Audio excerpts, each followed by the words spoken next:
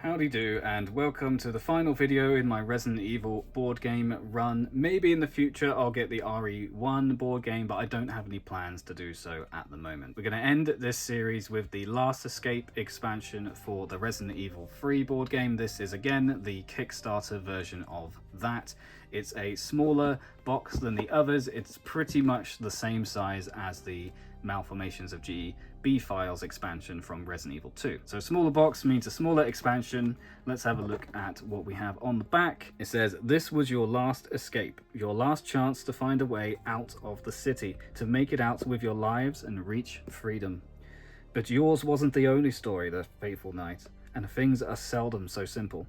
As you ran through the city, lethal new dangers presented themselves and previously unknown allies stepped into the light.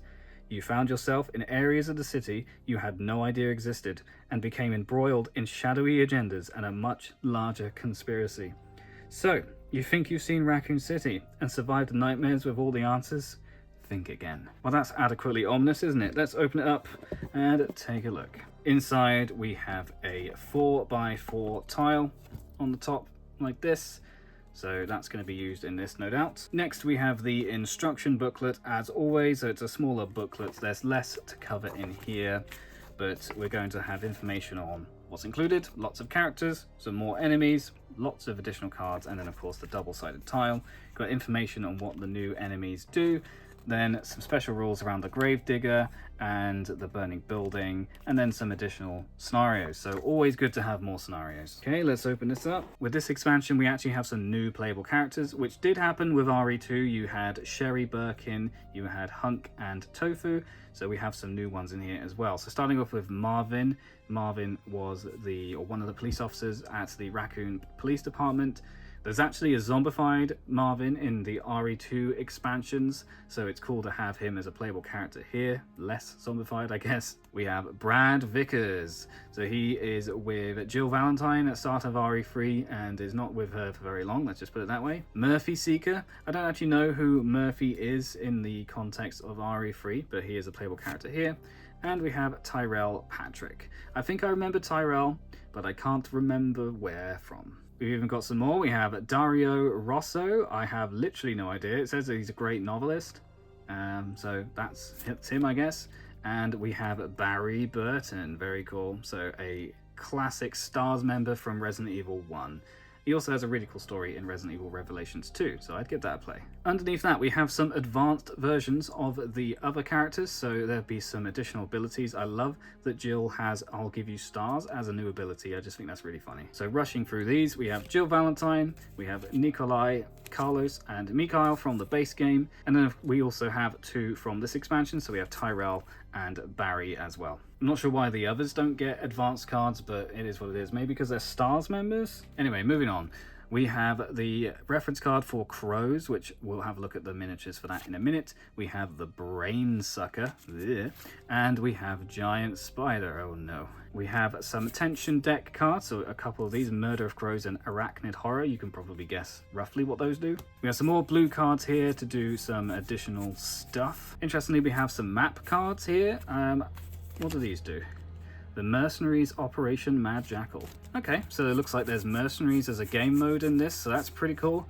So even more gameplay, can't argue with that. Here it says Operation Success for some reason. Then we have the different grades that you can get at the end. Presumably that's for Mercenaries. Pretty cool. So more ways to play, can't argue with that. Underneath those we have some additional cards. So you can see we have some A's, some S's, and what's this? Survivor.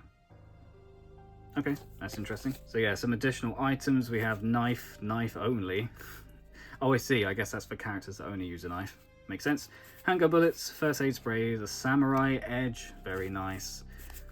Iconic. And then more blue herbs. Okay, time to look at the miniatures. Let's start with the characters. So we have 7 character miniatures, which is pretty crazy. Starting off, we have Barry over here. Barry Burton. Just holding a pistol, looking like a grumpy old man. Next up is Murphy, smacking himself with the butt of his gun for some reason. If he's not careful, he's going to shoot himself in the foot. I'm sure that's not how you're supposed to carry guns. Next, we have Tyrell Patrick with his pretty cool looking spectacles. So he's pretty cool. This is Marvin in his police gear, holding his pistol, looking awesome. For some reason, the advanced Tyrell gets a special miniature. Couldn't possibly tell you why. It's been a while since I played RE3, so I can't even remember who Tyrell is, but he gets his own mini. Final two then is Dario Rosso over here, and then wounded Brad Vickers over here, holding his stomach after he's taken a bite, which is pretty gnarly. Finally, let's look at the enemies, starting off with crows. So this is pretty cool because it's actually like 3 different crows chomping on a corpse, and you get 4 of these. They look really nice. Next we have a couple of spiders, slightly different sculpts, but I think maybe they're just mirrored. They certainly look very similar, but pretty horrible. Finally, we have the brain suckers, looking pretty horrible with their 2 heads.